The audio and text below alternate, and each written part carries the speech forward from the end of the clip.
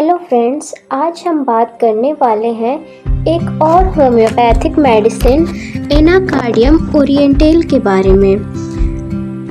बात करते हैं इसके इंट्रोडक्शन की।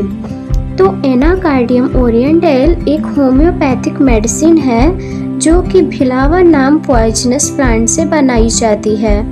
यह मेडिसिन मेनली माइंड और नर्वस सिस्टम के सिम्टम्स के लिए यूज़ होती है, जैसे confusion, memory loss, dual personality, irritability etcetera. Friends, बात करते हैं इसके कॉमन नेम की। तो इसे मार्किंग नट भी कहते हैं या भीलवा कहते हैं। ये बिलोंग करता है एनाकार्डियेसी फैमिली से। बात करते हैं सोर्स की, तो नट कर्नेल ऑफ द प्लांट इसका सोर्स होता है। इसके जो ब्रूअर हैं वो डॉक्टर हैनीमैन हैं। फ्रेंड्स, बात करते हैं स्फीयर ऑफ एक्शन की। तो ये मेनली वर्क करता है माइंड पे, नर्व्स पे, डाइजेस्टिव सिस्टम पे, स्किन पे। फ्रेंड्स, आइए हम बात करते हैं माइंड सिम्टम्स की। तो इसका जो पेशेंट होता है उसमें 2 व्हील्स देखने को मिलता है, मतलब कि 2 विचार देखने को मिलते हैं। ऐसा लगता है कि एक कहता है कि ये करना चाहिए और दूसरा कहता है कि ये काम नहीं करना चाहिए। कुल मिला के जिसे कहते हैं मेंटल कॉन्फ्लिक्ट। इसमें वीक मेमोरी भी देखने को मिलेगी। पेशेंट भूल जाता है सब कुछ, जैसे कि स्पेशली वो अपने नाम को भूल जाएगा, उसने क्या पढ़ाई की है कि क्या नहीं पढ़ा, उन सब के बारे में भूल जाता है। एब्यूज टेंडेंसी देखने को मिलती है, मतलब कि गाली गलौज करता है पेशेंट। इरिटेबिलिटी देखने को मिलेगी। सस्पिशियस नेचर होता है, हमेशा शक करता है कि लोग उसके अगेंस्ट हैं। हाइपोकॉन्ड्रियक फीलिंग देखने को मिलेगी, मतलब कि अपने हेल्थ के बारे में अननेसेसरी टेंशन लेता है पेशेंट। हैलुसिनेशन देखने को मिलेगा, मतलब ऐसा लगता है कि जैसे एक बाजू पर उसके शैतान हो और दूसरे पर एक भगवान बैठा हो जो उसको ऑर्डर कर रहे हों। लैक ऑफ कॉन्फिडेंस भी देखने को मिलता है, मतलब अपने आप पर ही पेशेंट को भरोसा नहीं होता है। Feels as if mind is separated from body. Example की बात करें तो उस पे रहता है कि मुझे लगता है जैसे मेरे दिमाग में 2 लोग हैं, एक मुझे अच्छा काम करने के लिए बोलता है और दूसरा बुरा। फ्रेंड्स, बात करते हैं स्टमक एंड उसकी एपेटाइट की। तो अजीब पेक्यूलरिटी देखने को मिलती है। खाना खाते ही पेशेंट बेटर फील करता है। ईटिंग रिलीव्स ऑल कंप्लेंट्स, मतलब कि खाना खाने से इसकी सारे कंप्लेंट्स दूर हो जाते हैं। भूख बहुत ज़्यादा लगता है। रेवेनस हंगर देखने को मिलेगा।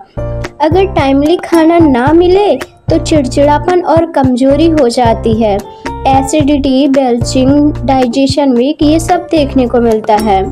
रेक्टम एंड स्टूल की बात करते हैं तो इसमें कॉन्स्टिपेशन की बात करें तो पेशेंट को मोशन तभी आता है जब स्टूल के आगे कुछ सॉफ्ट सा हो और उसके पीछे हार्ड स्टूल हो। Soft plug followed by hard stool देखने को मिलता है। इनइफेक्चुअल डिज़ायर फॉर स्टूल देखने को मिलेगा, मतलब बहुत प्रेशर है पर मोशन निकलता नहीं है। बात करते हैं हम स्किन सिम्टम्स की।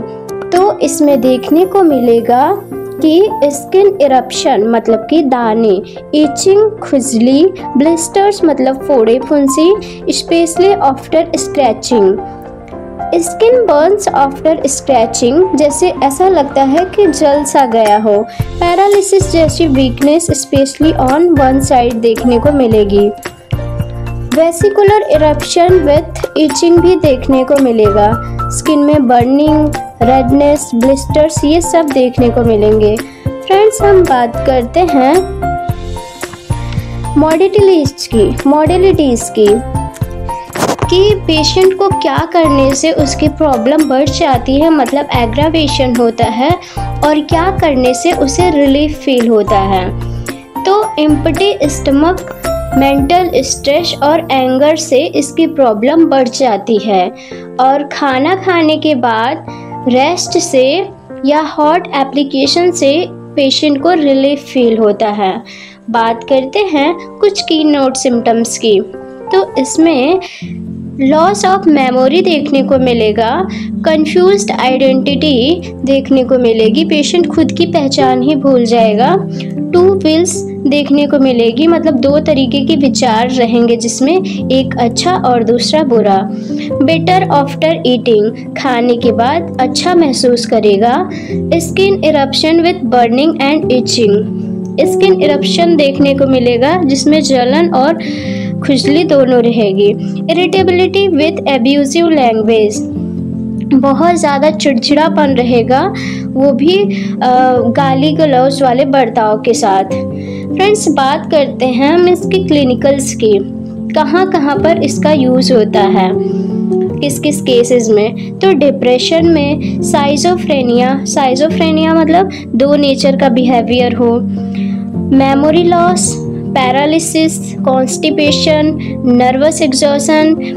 स्किन प्रॉब्लम्स में देखें तो एक्जिमा और ब्लिस्टर्स के केसेस में देखने को मिलेगा। फ्रेंड्स, आइए हम बात करते हैं इसके पोटेंसी एंड डोजेस के बारे में।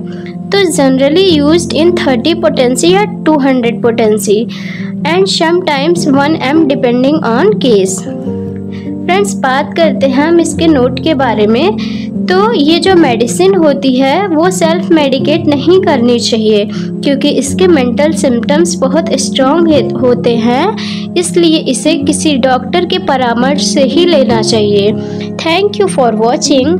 फ्रेंड्स, अगर आपको मेरा वीडियो पसंद आया हो तो आप इसे लाइक करें, सब्सक्राइब करें और अपने फ्रेंड्स के साथ शेयर करें।